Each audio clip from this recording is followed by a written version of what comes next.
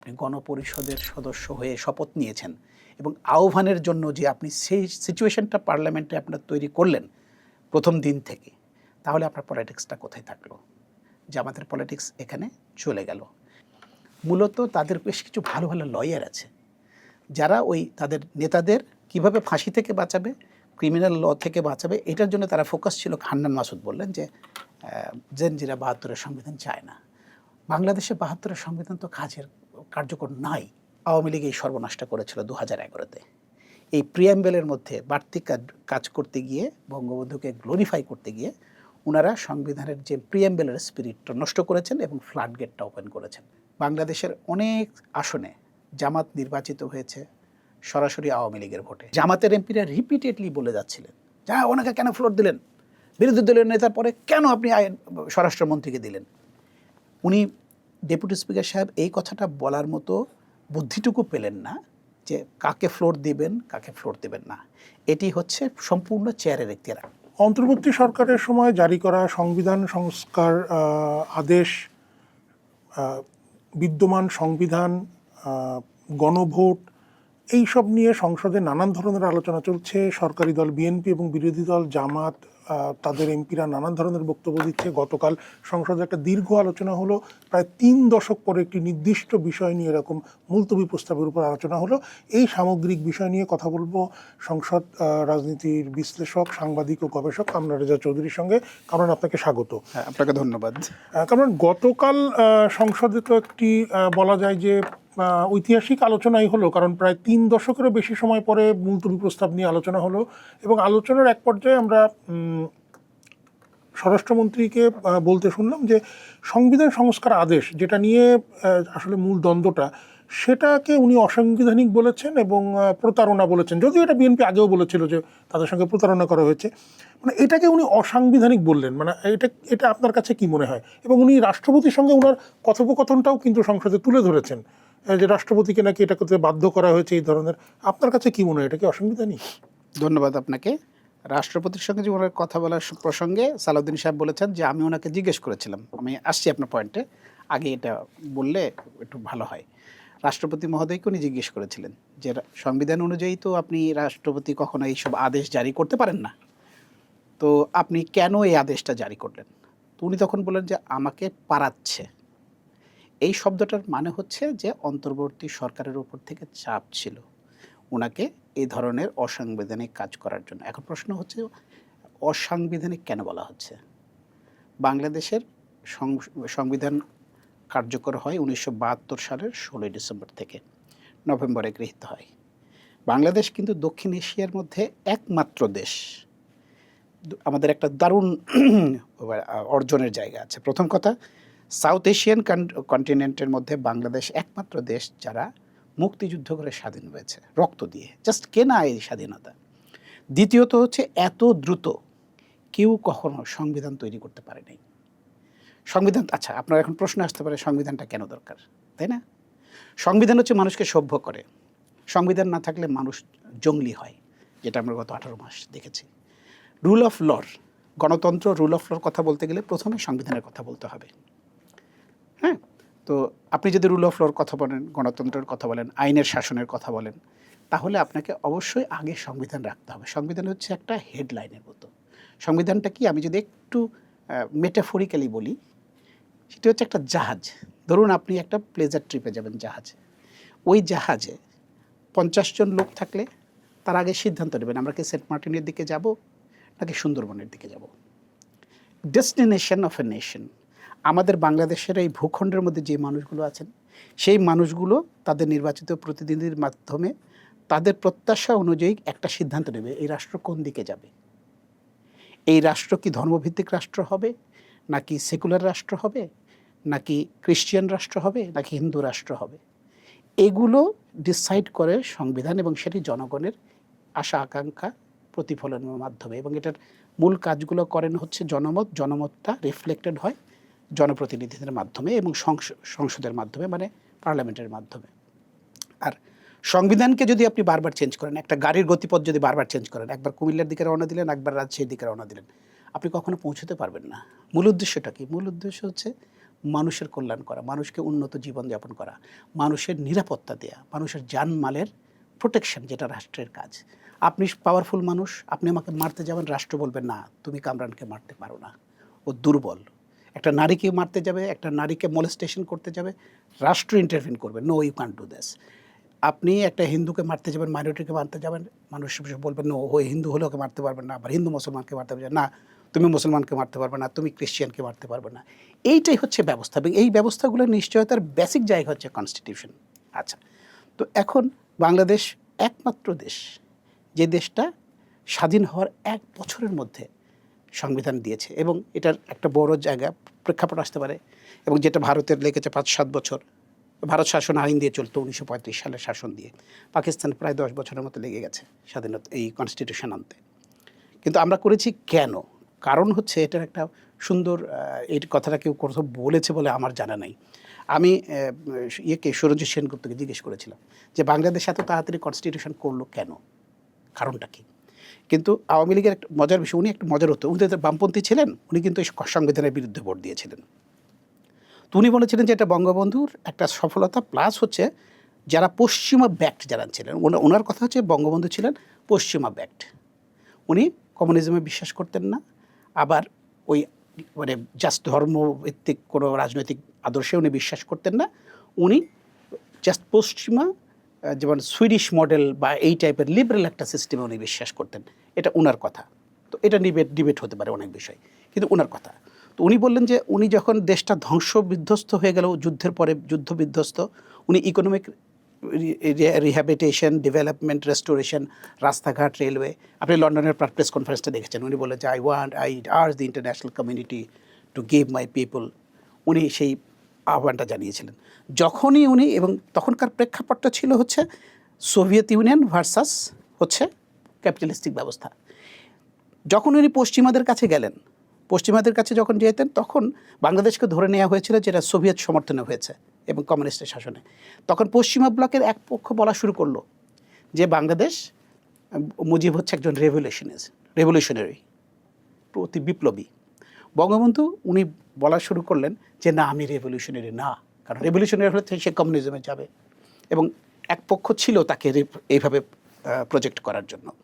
কিন্তু বঙ্গবন্ধু বললেন না, আমি ডেমোক্র্যাট, আমি ডেমোক্র্যাটিক প্রসেসে মুক্তিযুদ্ধটা করেছি, এইভাবে করেছি, আমাদের উপর নির্যাতন হয়েছে, আমাদের উপরে ক্র্যাকডাউন হয়েছে, সেটার ফলে আমরা অস্ত্র হাতে তুলে নিয়েছি এবং একটা গণতান্ত্রিক উপায়ে দেশটা আমরা স্বাধীন করেছি। এটা বঙ্গবন্ধুর কথা ছিল। এবং উনি যেটা করেছেন, উনি সেই কারণে, ডক্টর কামাল তো কনস্টিটিউশন কমিটির হেড ছিলেন, উনি কিন্তু পশ্চিমা ব্লকের মানুষ ছিলেন, আমরা সবাই জানি। তখন ডক্টর কামাল, খন্দকার মোস্তাক যতই পরে রোল খারাপ হোক, সে তো পশ্চিমা ব্লকের ছিল। তখন তাদের একটা পরামর্শ ছিল যে যত তাড়াতাড়ি সম্ভব যদি একটা কনস্টিটিউশনাল ফ্রেমওয়ার্ক করা যায়, কনস্টিটিউশন দিয়ে একটা মানে 6 দফার আলোকে একটি পার্লামেন্টারি ডেমোক্রেসি এস্টাবলিশ করা যায়, তাহলে তার ডেভেলপমেন্ট প্রসেসটা এবং তার সাহায্য সহযোগিতা পাওয়ার প্রক্রিয়াটা আরও ভালো হয়। এই কারণে খুব তাড়াতাড়ি করে এই সংবিধানটা তৈরি করা হয়। এবার একটা অপপ্রচার আছে না, যে ভারত সংবিধান লিখে দিয়েছে, আমরা সংবিধানটা পাশ করে দিয়েছি, এগুলো না জেনে কথা বলা হয়, খুব অন্যায় এগুলো। এবং এইখানে এই সংবিধান প্রণয়ন কমিটির সঙ্গে যারা ছিলেন, তাদের একটা বড় অংশ ছিল অনেক পণ্ডিত, অনেক বড় রাজনীতিবিদ, তারা এইভাবে ডিক্টেটেড হওয়ার মানুষ আমি ছিলেন। এইখানে একটু আপনাকে একটা জিনিস, আমি এই সংসদের কয়েকদিন আলোচনা শুনছিলাম, কয়েকজন সংসদ সদস্য বলছিলেন 72-এর সংবিধান ছুঁড়ে ফেলে দেবেন। কেউ খালেদা জিয়ার উদাহরণ দিয়েছিলেন যে উনি বলেছেন নাকি সংবিধান ছুঁড়ে ফেলে দিবেন, যদিও সেটা উনি 15তম প্রয়াত খালেদা জিয়া 5ম সংশোধনীর কথা বলেছিলেন, 72-এর সংবিধানের কথা বলেননি। 72-এর সংবিধান তো আমাদের প্রথম সংবিধান, তারপরে 16টা সংশোধনী বা 17টা সংশোধনী হয়েছে, কিন্তু মূল যে সংবিধান, ওখান থেকেই যদি যাত্রাটা শুরু আমি ধরি, একজন সংসদ সদস্য যিনি এই সংবিধান রক্ষা করবেন বলে শপথ নিয়েছেন, তিনি কি সংবিধান ছুঁড়ে ফেলতে পারেন? সংবিধান ছুঁড়ে ফেলা কোনোভাবেই একটি গণতান্ত্রিক স্পিরিট নয়। আপনার ধরেন, আমি ধরে নিলাম যে এই সংবিধানটা ভালো নাই, জামাত বলছে যে আমার এই কনস্টিটিউশন আমি রাখবো না, নাই চাইতে পারে, তার পলিটিক্যাল এজেন্ডা থাকতে পারে, তার ডিক্লারেশন থাকতে পারে, এনসিপি বলতে পারে। ছুঁড়ে ফেলে দেবেন কেন? আপনি যেই আইনটা যতক্ষণ আপনি ফেলে না দিচ্ছেন, মানে বাতিল না হচ্ছে, ততক্ষণ পর্যন্ত এই আইনটা কার্যকর থাকে। আপনার মনে আছে না যে লিপ্রসি একটা ছিল, ওই আইনে বলা ছিল যে লেপ্রোসি যার হবে, হ্যাঁ, তাকে একঘরে করে রাখতে তাদের হবে। একঘরে করে রাখার পর্যন্ত অধিকার ছিল মানুষের। সেই আইনটা পরে তো সেটা তো বাতিল হলো। হ্যাঁ, বাতিল হয়ে গেল। তার মানে হচ্ছে আপনি আইনটা যতক্ষণ পর্যন্ত আপনি না বাতিল করছেন আপনাকে কার্যকর রাখতে হবে। তো সংবিধানটা আপনি সংশোধন করার প্রক্রিয়াটা বলা আছে।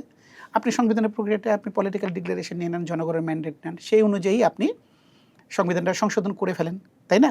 এখানে সংবিধানের একটা অদ্ভুত বিষয় আপনি খেয়াল করবেন, বাংলাদেশে আপনার মূল প্রশ্নের কথায় বসে যে সংবিধান ছুঁড়ে ফেলে দেওয়া এটা কোনো গণতান্ত্রিক কথা না, এই কথাটা বলতে পারেন না। এটা আমার মনে হয় যে সভ্যতার কথা না। আপনি বলবেন যে আমি সংবিধান পরিবর্তন চাই এবং আমরা এই সংবিধানে এই এজেন্ডা বা এই প্রিন্সিপালটা আমরা চাই। সংবিধানে তো সবচেয়ে বড় সমস্যাটা হচ্ছে এখানে আমাদের এখানে কিছু কিছু টার্মিনোলজি হাজির হয়। একটা হচ্ছে সংবিধান, এখন যেটা বর্তমানে সমস্যা দেখা দিল, সংবিধান সংশোধন এবং সংস্কার। আমি ওইখানে একটু আসবো, তার আগে আমার প্রথম যে প্রশ্নটা ছিল যে এই অসাংবিধানিক যে সংস্কার আদেশটাকে অসাংবিধানিক Yes. বলছে, ওই বিষয়ে আপনার আচ্ছা, মন্তব্য ঠিক আছে, ছোট্ট করে।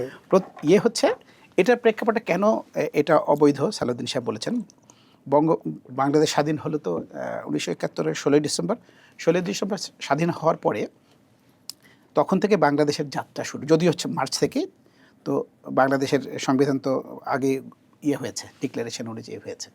তো এখন এই সময়টাতে 1972 সালের 16ই ডিসেম্বরের ফর্মাল সংশোধন সংবিধানটা কার্যকর হওয়ার আগ পর্যন্ত অনেক ঘটনাগুলো ঘটেছে না? আচ্ছা, তখন তো দেশটাকে চালাতে হয়েছে, ওখানে ফ্যাক্টরি ছিল, মানুষের আয় হয়েছে, সরকারকে বেতন দিতে হয়েছে, মানুষদেরকে বিভিন্ন সুবিধা দিতে হয়েছে, রাষ্ট্র কাঠামো তো চলেছে, তাই না? তো তাহলে তার জন্য তো আইন লাগবে। সেই জন্য উনি ফিরলেন, বঙ্গবন্ধু ফেরার পরেই উনি এসে যখন প্রেসিডেন্ট হওয়ার পরে সংসদ তো নাই, তাহলে এই আইনটা করবে কে? তখন প্রেসিডেন্টকে অর্ডার দেওয়া হলো যে সংসদ যতক্ষণ গঠিত না হবে ততক্ষণ পর্যন্ত রাষ্ট্র চালাতে যেই আইন লাগবে সেই আইনটা আপনি তৈরি করে দেবেন, এবং এটা পিও বলা হয়, প্রেসিডেন্সিয়াল অর্ডার। যেমন নির্বাচন সংক্রান্ত যে গণপ্রতিনিধিত্ব আদেশ, আরপিও যেটা রিপ্রেজেন্টেশন অফ পিপল অর্ডার 1972 এখনও কিন্তু কার্যকর আছে। তো এখন ওইটা চললো কতদিন পর্যন্ত? আমাদের সংবিধান গৃহীত হলো, হওয়ার পরে সেই সংবিধানের আগের আলোকে একটা নির্বাচন হলো, হওয়ার পরে মার্চে নির্বাচন হলো, 7 মার্চে। 7 এপ্রিল সংসদের প্রথম অধিবেশন বসলো। বসার পরে ওই সংবিধানের মধ্যে 4th শিডিউল একটা তফসিল অন্তর্ভুক্ত করা আছে। সেখানে বলা আছে যে এই এত সাল থেকে এত এই সময় ঘটনাগুলো ঘটেছে এবং এর মধ্যে এই সময় পর্যন্ত যা যা হয়েছে প্রেসিডেন্সিয়াল অর্ডার অনুযায়ী এগুলো বৈধ। এরপরে 7 এপ্রিলের পর থেকে সংসদ যখন টেক ওভার করলো, তার মানে আইন প্রণয়নের ক্ষমতা, লেজিসলেটিভ ক্ষমতাটা তখন প্রেসিডেন্টের হাত থেকে চলে আসলো আমাদের লেজিসলেটরের হাতে, আইনসভার হাতে চলে আসলো। এটাই উনি বোঝাতে চেয়েছেন। আচ্ছা, তাহলে আমাদের তো একটা আইনসভা আছে, একটা কনস্টিটিউশন আছে। উনি 10 তারিখে নামলেন, 10 জানুয়ারি নামলেন, 10 তারিখে নেমে 11 তারিখেই প্রভিশনাল কনস্টিটিউশনাল অর্ডার দিয়েছিলেন। হ্যাঁ, এই প্রভিশনাল কনস্টিটিউশনাল অর্ডার অনুযায়ী কিন্তু এই প্রেসিডেন্সিয়াল অর্ডারগুলো হয়েছিল। তো এরপরে হলো কি, আমাদের লেজিসলেটর গঠন হলো, আইনসভা গঠিত হলো, আইনসভা গঠিত হওয়ার পরে সব আইনগুলো ওইখানে পাস হওয়া শুরু করলো। আমি উদাহরণটাকে যদি এভাবে বলি, আপনার হাতে একটা ঘা হয়েছে বা রক্ত বেরোচ্ছে, আপনি তখন কী করবেন? ব্যান্ডেজ দেবেন না? ঠিক সেরকম পিও হচ্ছে প্রেসিডেন্টকে ওই ক্ষমতাটা দেওয়া হয়েছিল যে রাষ্ট্রের যে আইনটা লাগবে তখন আপনি কী করবেন? ব্যান্ডেজ করে হাতটা বন্ধ করবেন যাতে রক্ত বন্ধ হয়, যতক্ষণ ডাক্তার আপনার চিকিৎসা না করছে, অ্যান্টিবায়োটিক না দিচ্ছে বা বড় কোনো ট্রিটমেন্ট না করছে। এই সময়ের মধ্যে তারপরে যখন ডাক্তার আসলো, ডাক্তার এসে আপনাকে অ্যান্টিবায়োটিক দিল এবং দিয়ে আপনার ঘা শুকিয়ে আসলো, তাই না? তো তখন কি আপনি ব্যান্ডেজ রাখবেন? তখন আর ব্যান্ডেজের দরকার আছে? বিষয়টা এরকম। সবসময় এই যে প্রেসিডেন্সিয়াল অর্ডারটা ছিল একটা টেম্পোরারি একটা মেজার। এই প্রেসিডেন্সিয়াল অর্ডারের মাধ্যমে প্রেসিডেন্টকে বলা হয়েছিল সংসদ যখন থাকবে না, কনস্টিটিউশন যখন থাকবে না, এইভাবে আপনি করে দেন। সংবিধান গৃহীত হলো, আইনসভা গঠিত হলো, প্রেসিডেন্সিয়াল অর্ডারটার যে প্রভিশনটা সেটা চলে গেল। এই জায়গা থেকেই উনি বলেছেন এবং এটাই সংবিধানের আসল ব্যাখ্যা। কালকে আমি একটা জিনিস ভালো লেগেছে আমার, যে কালকে আলোচনা হলো তো এবং সালাউদ্দিন সাহেবের কথাটা বলেছেন। বলার কারণে হয়েছে কি, আমরা জামাতের এমপিদেরকে সালাউদ্দিন সাহেবকে নিয়ে খুব বেশি বিতর্ক করতে দেখেছি এবং দেখি, কিন্তু জামাতের এমপি বললেন, কিন্তু জামাতের আমির যিনি উনি বললেন সালাউদ্দিন সাহেব অনেক জ্ঞানী মানুষ, উনি অনেক সুন্দর করে কথা বলে ব্যাখ্যা দিয়েছেন এবং উনি বললেন যে আসলে সংসদ সদস্য হিসেবে আমার বয়স মাত্র 4 দিন, আমি শিশুর মতো। তো কালকে একটা জিনিস ছিল যে জামাতের কাছে মনে হচ্ছে জামাত অনেক বেশি সাবমিসিভ ছিল।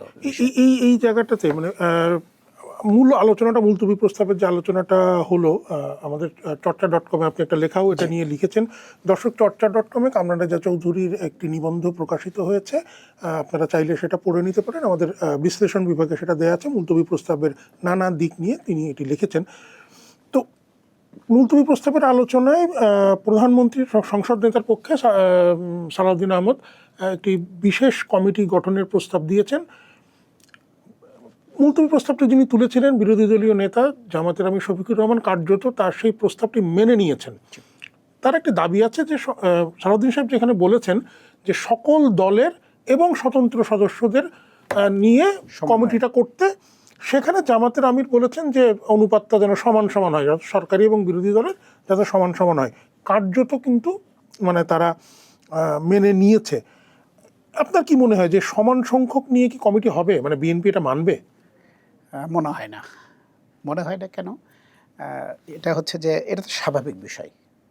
আপনি বিরোধী কালকে কিন্তু স্পিকার মহোদয় একটা ভালো কাজ করেছেন। 2 ঘন্টা আলোচনার মধ্যে 1 ঘন্টা 1 ঘন্টা করে সমানভাবে বিতরণ করে দিয়েছেন সময়। কিন্তু তার মানে এই না যে কোনো একটা কমিটিতে বা কোনো কিছুতে সমসংখ্যক একইভাবে অ্যাপ্রোচে হয় না। এখানে একটু প্রফেশনাল বিষয় থাকে, কারণ যেই দলটা বেশি মানুষকে রিপ্রেজেন্ট করে তাকে একটু বেশি দিতে হবে। এটা মানে আমাদের হয়ে আসছে, আমাদের সংসদে তাই হয়ে আসছে। আইনমন্ত্রীও গতকালকে বলেছেন। প্লাস আপনি যদি আমাদের প্রিভিয়াস ইনস্ট্যান্সগুলো দেখেন, যেখানে স্থায়ী কমিটি গঠনগুলো হয়, এই মেজরিটি যেভাবে সেই অনুযায়ী ভাগ হয় এবং এটা কিন্তু নিয়মটা ওইভাবেই। কিন্তু আমি এই জায়গায় একটা কথা বলতে চাই যে জামাতের যে দাবিটা কালকে মুলতবি জামাত কিন্তু সংবিধান সংস্কার পরিষদের অধিবেশন আহ্বান প্রসঙ্গে মুলতবি প্রস্তাব এনেছিল। পরে মানে আমি এই বিষয়টাতে আসছিলাম, মানে জামাত কি তাহলে কিছুটা নতি স্বীকার করলো? জামাতের তো ওই দাবি থাকলো না, জামাতের পলিটিক্স থাকলো না। তো এক বাক্যে যদি বলা যায়, কারণ আপনি প্রস্তাবটা এনেছেন, আমার কাছে কপিটা আছে, আপনি এনেছেন যে সংবিধান সংস্কার কাউন্সিলের পরিষদের আহ্বান নিয়ে, যে অতি জরুরি বিষয় আপনি এটা কল করেন, এটা নিয়ে আলোচনা। সেই আলোচনা নিয়ে যখন সালাউদ্দিন সাহেব পুরো ব্যাখ্যা দিয়ে বললেন যে সংবিধান সংস্কার পরিষদের নামে যেই জিনিসটা, এটা তো আমাদের সংবিধানে নাই, যেই জিনিসটা নাই সেটার আপনি এই অধিবেশন আহ্বান করবেন কিভাবে রাষ্ট্রপতি? এরপরে হলো কি, উনি বললেন যে আমি সংসদ নেতা এবং প্রধানমন্ত্রীর নির্দেশ মোতাবেক আমি এখানে সর্বদলীয় একটি কমিটি গঠনের প্রস্তাব দিলাম, আমরা আসেন, আমরা সবাই বসে আলোচনা করে রুলিং পার্টি, অপোজিশন এবং ইন্ডিপেন্ডেন্ট সবাইকে মিলে আমরা একটা কমিটি আলোচনা করি, আলোচনা করে আমরা সংবিধান মানে সংশোধন করি। এবং সেটি এরপরে শফিকুর রহমান সাহেব উঠলেন, উনি রাজি হয়েছেন এবং বলেছেন যে মাননীয় স্পিকার আপনি একটা কমিটি করে দিতে পারেন, তবে আমাদের এই মানে সমসংখ্যক দিতে হবে, যদি আপনি আমাদেরকে কম দেন তাহলে একই ঘটনা ঘটবে।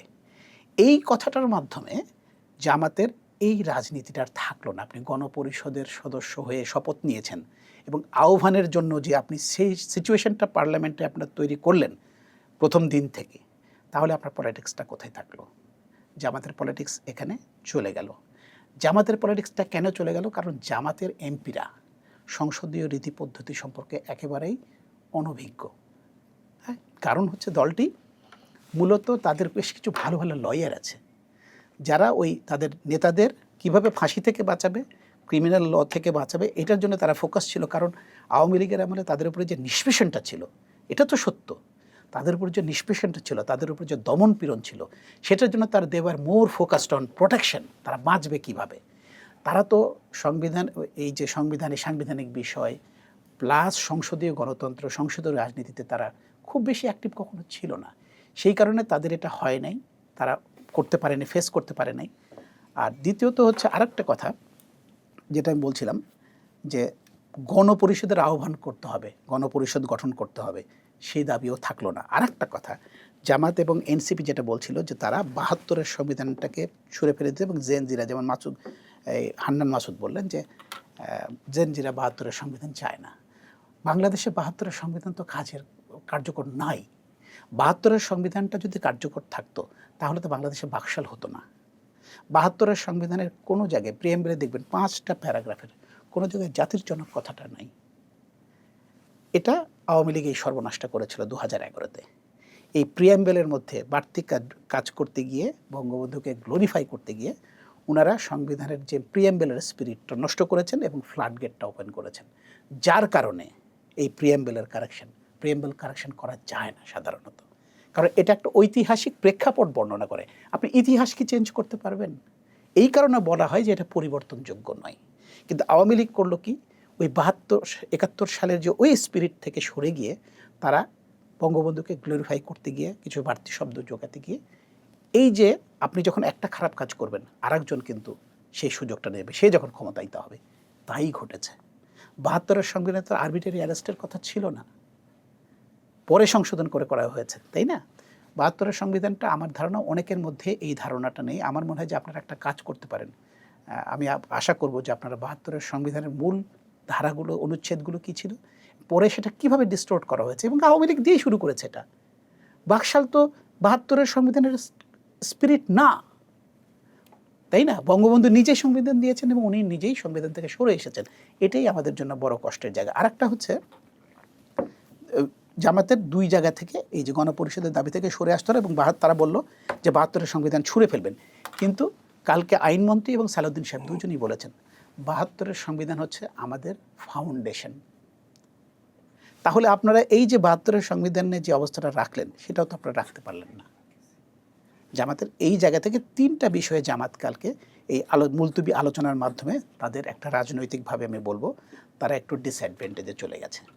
মানুষকে তারা যে কথাগুলো বলছিলেন সেই জায়গা থেকে তাদেরকে কম্প্রোমাইজ করতে হয়েছে। এটা একদিকে ভালো, হ্যাঁ, আমি এটাকে জামাতকে প্রশংসা করি এই জন্য যে they have come to understand the reality. Salauddin সাহেব, তারপর আইনমন্ত্রী, বেসিক্যালি ব্যাকডোর নেগোসিয়েশন। আমরা আগেই দেখলাম যে প্রধানমন্ত্রীর সঙ্গে বিরোধী দলীয় নেতা বৈঠক করলেন, এটা সুন্দর করে ফলো করা হলো। এটার মিনিং হচ্ছে বিহাইন্ড দ্য সিন একটা পলিটিক্যাল ডায়ালগ এবং কন্ট্যাক্ট আছে জামাত বিএনপির মধ্যে, এবং এটা ভালো, গণতন্ত্রের জন্য এটা ভালো, হ্যাঁ।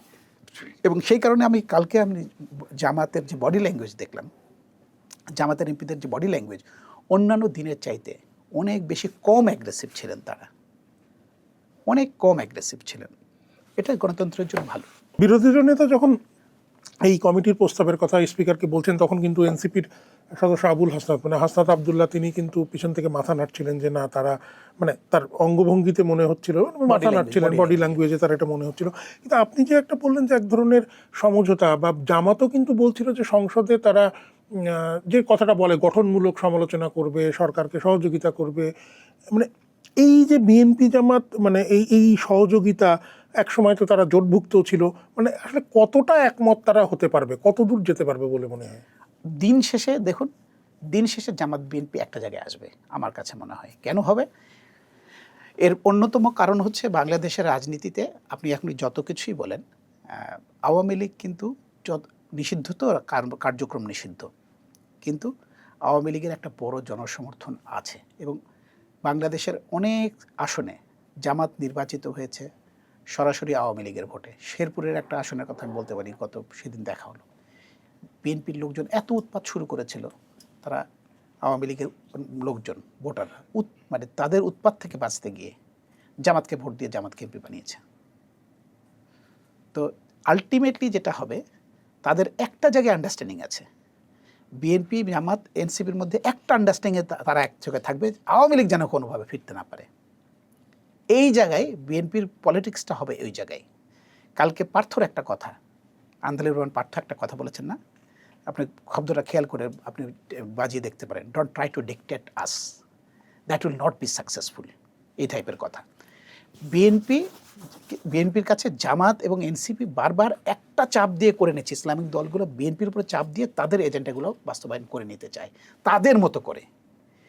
পার্থর এই কথার মাধ্যমে বোঝা যাচ্ছে যে যদি ডিকটেট করতে চান তাহলে তারা হয়তো অন্যভাবে হয়তো আওয়ামী লীগকে স্পেস দিয়ে ফেলবে, যদি আওয়ামী লীগকে বিএনপি স্পেস দিয়ে ফেলে তখন জামাত কোথায় যাবে, এনসিপি কোথায় যাবে? সো এনসিপি জামাত সবসময়ই চাইবে বিএনপিকে প্রেশারে রাখবে, হাউজের মধ্যে একটু প্রেশারে রাখবে, রাস্তায় প্রেশারে রাখবে, কিন্তু দিন শেষে তারা এক হবে। বিএনপিও চাইবে যে তারা থাক, আলোচনার মধ্যে থাক। যদি তারা বিরোধিতা হাউজে না করে তাহলে তো সমালোচনা আসবে যে সংসদে কোনো বিরোধী দল নাই, কোনো রকম প্রেশার নাই, আওয়ামী লীগের মতো এই দশম সংসদের মতো আমরার মামারার মতো হয়ে যাবে। বিএনপিও চায় যে তাদের উপর প্রেশার থাক, বিরোধী দল আছে তাদেরকে সমালোচনা করছে, ওয়াকআউট হচ্ছে, হইচই হচ্ছে, এটা চাইবে। দিন শেষে মনে রাখবেন যে আওয়ামী লীগ বিরোধী অবস্থানে বিএনপি, জামাত, এনসিপি, ইসলামিক দলগুলো এক হবে, এটাই হলো পলিসি। তবে জামাত যদি বিএনপিকে খুব বেশি চাপাচাপি করে সেক্ষেত্রে রাজনৈতিক হিসাব নিকাশ পাল্টে যেতে পারে। আমি একদম শেষ একটা প্রশ্ন আপনার কাছে জানতে চাই। সংসদের তো বেশ কয়েকদিন হলো আমাদের স্পিকার, মানে অনেক দিনের সংসদ সদস্য, ডেপুটি স্পিকার নতুন। সংসদের যে কার্যক্রমগুলো হয়, আমরা মানে আমাদের অভিজ্ঞতা থেকে আপনি জানি যে সংসদের আমরা দেখলাম যে হয়তো চিফ হুইপ উঠে ডেপুটি স্পিকারকে বলছেন যে মাননীয় স্পিকার আপনি তো এইটা বলবেন, উনি এইটা বলবেন।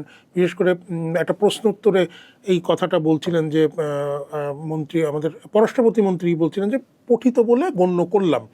তখন চিফ হুইপ উঠে বললেন যে মাননীয় স্পিকার পঠিত বলে গণ্য করবেন আপনি বলবেন। মানে এটা তো আসলে চিফ হুইপ করেন না কাজটা, সংসদ সচিবালয়ের স্টাফ যারা থাকেন স্পিকারের সামনে তারা করেন।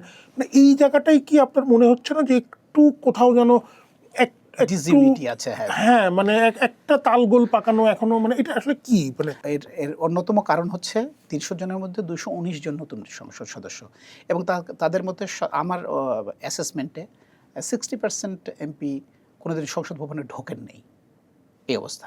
আচ্ছা, তারপরে কায়সার কামাল সাহেব, ডেপুটি স্পিকার সাহেব খুব ভালো, 2-1 দিনের মধ্যেই উনি খুব সুন্দরভাবে হাউসকে পরিচালনা করছেন। কারণ উনি তো সিনিয়র মানুষ, তো মন্ত্রী ছিলেন, বহুবার সংসদীয় কার্যক্রমে অংশগ্রহণ করেছেন, সুতরাং তার একটা অথরিটেটিভ অ্যাটিটিউড আছে। আর কায়সার কামাল সাহেব উনি জীবনের প্রথম এমপি, প্রথম ডেপুটি স্পিকার, এবং প্রথম দিন বসেছেন খুব ক্রুশাল জায়গায়। আচ্ছা, হচ্ছে প্রথমে ওনার বক্তব্যের মধ্যে উনি ভুল করে প্রথমে বলছেন যে আপনারা আমার ভুল ধরবেন, আপনারা আমাকে দয়া করে সাহায্য করুন। এই কথা যখন বলবে চেয়ারে, আপনি কয়বার এমপি নন, আপনি মিনিস্টার ছিলেন বা না ছিলেন, তা কিছু যায় আসে না। চেয়ারে যিনি বসবেন উনি হবেন প্রিজাইডিং অফিসার, এবং তার একটা অথরিটিভ রোল হবে, হাউসের উপরে টোটাল কন্ট্রোল থাকতে হবে। এবং এই যে উনি দয়া করে বললেন, তাতে হলো কি এমপিরা পেয়ে বসলেন, বিশেষ করে বিরোধী দলেরা।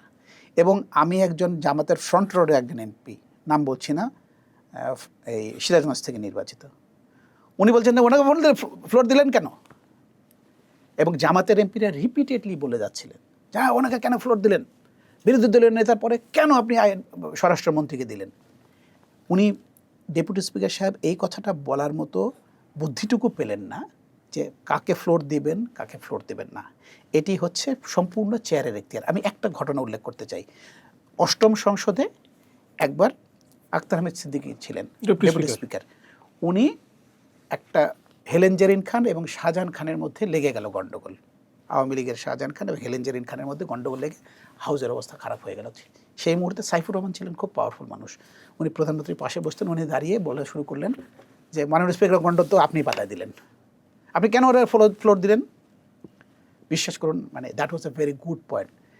ডেপুটি স্পিকার সাহেব উনি সঙ্গে সঙ্গে শক্ত হয়ে বললেন কাকে ফ্লোর দেব না দেবো সেটি আমার সিদ্ধান্ত, এখানে আপনি কে বসুন মাননীয় মন্ত্রী। উনি আবার উঠে যাচ্ছিলেন, মাননীয় মন্ত্রী বসুন। এরপরে মওদুদ সাহেব দাঁড়ালেন, মাননীয় স্পিকার আমি বলতে চাচ্ছেন, বলে আপনিও বসুন। দুজনকে বসিয়ে দিলেন, বসিয়ে দেওয়া সিনিয়র এবং মোস্ট সিনিয়র 2 মিনিস্টার বসিয়ে দিলেন। বসিয়ে দেওয়ার পরে 3 দিন সাইফুর রহমান বলেছেন যে ও যতক্ষণ থাকবে, মানে ডেপুটি স্পিকার যতক্ষণ থাকবেন, আমি হাউসে যাব না। পরে খালেদা জিয়ার ইন্টারভেনশন, আমরা নিউজ করেছি, খালেদা জিয়ার ব্যক্তিগত ইন্টারভেনশনে 2 জনকে দিয়ে একটা ফয়সালা করে তারপরে উনি এসেছেন। সংসদের যিনি প্রিজাইডিং অফিসার হবেন, উনি একজন সদর এমপি হন, স্পিকার হন, ডেপুটি স্পিকার হন, তাকে একটা জিনিস নিশ্চিত করতে হবে, অথরিটিটা এবং রুলস অফ প্রসিজার। তাকে বলতে হবে আমি যখন কথা বলবো, স্পিকার অথরিটি নিয়ে কথা বলার কারো কোনো অধিকার এমপিদের দেওয়া হয় নাই।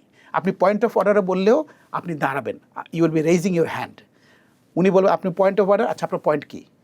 এবং কাসের কামাল সাহেব যেহেতু নতুন, প্রশ্ন করার আগে স্টেটমেন্ট চলছে, আপনি প্রশ্ন করেন। এবং কালকে হাফিজ সাহেব যেটা করেছেন, মুক্তিযুদ্ধ বিষয়ক মন্ত্রী, উনি প্রশ্নের উত্তর দিতে গিয়ে উনি স্টেটমেন্ট দেওয়া শুরু করেছেন। হাফিজ সাহেব সঙ্গে সঙ্গে বললেন যে আপনি প্রশ্নের উত্তর দেবেন এবং লিখিত যেটা আছে, লিখিত প্রশ্ন যে আছে ওই উত্তরটা পড়বেন। এরপরে সাপ্লিমেন্টারি বলছেন না মাননীয় স্পিকার আমি প্রথম না, অনেক স্টেটমেন্ট দেওয়ার অনেক কিছু আছে না, আপনি আপনার প্রশ্নের মধ্যে থাকেন। এই যে অথরিটিটা, এই অথরিটিগুলো কিন্তু কাগজে কলমে হবে না। হাফিজ সাহেব কেন পেরেছেন? উনি কয়েকবারের এমপি, উনি ওই জিনিসটা বোঝেন। মন্ত্রী হিসেবে উনিও এরকম বেশ ভালো রকমের একটা চাপের মধ্যে ছিলেন। এবং ওনার একটা প্রশ্নের উত্তর দেওয়া হয়তো আপনার যদি সময় আমি বলি, তো ফেনীর একজন এমপি, অষ্টম সংসদ, উনি তখন পানি সম্পদ মন্ত্রী। তো ওনাকে একজন এমপি প্রশ্ন করলেন, বিএনপি দলীয়, নাম বলছি না, খুব পাওয়ারফুল এমপি ছিলেন। তো উনি বলছিলেন যে মাননীয় স্পিকার, আমার নির্বাচনী এলাকা ফেনীতে প্রতি বছর বন্যা হয়, তো সরকারের কাছে টাকা পয়সা না থাকার কারণে বাঁধটা দেয়া যায় না, তো আমরা সরকারের সমস্যাটা বুঝি, তো আইন করে বন্যা বন্ধ করা যায় কিনা, এই একটা প্রশ্ন করলেন। তো হাফিজ সাহেব খুব সুন্দর করে, মানে এমন পাওয়ারফুল এমপি, উনি কিছু বলতেও পারেন না, উনি দাঁড়িয়ে বললেন যে মাননীয় স্পিকার, আমি মাননীয় খুবই সুন্দর প্রশ্ন করেছেন, আইন করে যদি বন্যা বন্ধ করা যায় খুবই ভালো। আমি মাননীয় সংসদ সদস্যকে বলবো আপনি এরকম একটা আইনের খসড়া আমাকে দেন, আমি পাশ করে দেবো। পার্লামেন্টারি উইটগুলো তো আসলে মানে এবং আমরা এগুলো নিয়ে নিউজও করতাম বিভিন্ন সময়। মানে আমি একদম শেষ যেটা করতে চাচ্ছিলাম যে মানে সংসদ সচিবালয়ের মধ্যে কি কোনো ধরনের একটু তালগোল আছে বলে মনে হয় আপনার? আছে, এই সচিব ছিলেন যিনি, এই ভদ্রমহিলা কিছু জানতেন। গতকালকে কিন্তু স্বরাষ্ট্রমন্ত্রী দুজনের কথা স্পেসিফিকলি বলেছেন, একটা হচ্ছে প্রধান নির্বাচন কমিশনের কথা যে কেন তারা এইটা আনলো, এবং সংসদ সচিবের কথাও কিন্তু উনি বলেছেন যে এই অসাংবিধানিক কাজটা তারা কেন করলেন। হ্যাঁ, মানে সচিব হয়েছেন কি এই ভদ্রমহিলা, উনি নাম বলছি না, উনি ডেপুটি সেক্রেটারি থেকে উনি ডিপ্রাইভ ছিলেন, ঠিক আছে, আওয়ামী লীগের আমলে। উনি তারপরে হঠাৎ করেই উনি প্রমোটেড হয়ে সেক্রেটারি হয়ে গেলেন, কিন্তু ওনার যে ট্রানজিশন তো হয় নাই। আর উনি প্রশাসন ক্যাডারের মানুষ, তো মানে সংসদ তো ভিন্ন জায়গা, আইনসভা ভিন্ন জায়গা, এখানে কাজের প্যাটার্নটা আলাদা। এর মধ্যে করেছেন কি, ওনার প্রশাসনের কিছু পছন্দের লোকগুলোকে নিয়ে সামনে বসিয়েছেন, বসে উনি নিজের মতো করে কাজ করছিলেন, কিন্তু সংসদের যারা কাজ করেন, মূল ইনস্টিটিউশনাল মেমোরি, সেই অফিসারগুলো সাইডলাইন হয়ে আছে। এবং বলার পার্লামেন্টারি সাপোর্ট স্টাফদের কাজ হচ্ছে স্পিকারকে ফিট করা, ডেপুটি স্পিকার চেয়ারকে ফিট করা, যে আপনি এই সময় এই কাজ করতে পারেন, আপনি এই কথাটা ইন্টারভিন করবেন, এই রুলে বলা আছে এটা, এই বিধিতে আপনি এই কথা বলবেন। এই কথা বলার মতো ভালো লোকগুলো এখনও বসে নাই। তবে একটা ভালো হয়েছে যে বর্তমানে যিনি সচিব আছেন, উনি সংসদে আগে ছিলেন, সারোয়ার ভাই, উনি সংসদ বোঝেন, এবং আমার মনে হয় যে একটা ডিসিপ্লিনে আসবে। এবং স্পিকার মহোদয়ও চেষ্টা করছেন, আমি যতটুকু শুনেছি, he is also trying to এই একটা অর্ডারে আনা। কামরান, আপনাকে অনেক ধন্যবাদ। আপনাকে ধন্যবাদ। দর্শক, কামরান রেজা চৌধুরীর এই বর্তমান সংসদ নিয়ে তার মতামত, তার বিশ্লেষণ আমাদের সঙ্গে দিচ্ছিলেন। বিএনপি জামাতের মধ্যে কোনো ধরনের এক ধরনের ঐক্যমত্য আছে কিনা সেটা নিয়েও কথা বললেন। আমরা আপনার মতামত একটু জানতে চাই। চর্চার ইউটিউব চ্যানেল এবং ফেসবুক পেজে আপনার মতামত জানাতে পারেন। চর্চার ইউটিউব চ্যানেলটি সাবস্ক্রাইব করুন, লাইক করুন, শেয়ার করুন, কমেন্ট করে আপনার মতামত জানান। চর্চার ফেসবুক পেজটি ফলো করুন, চর্চার সঙ্গে থাকুন।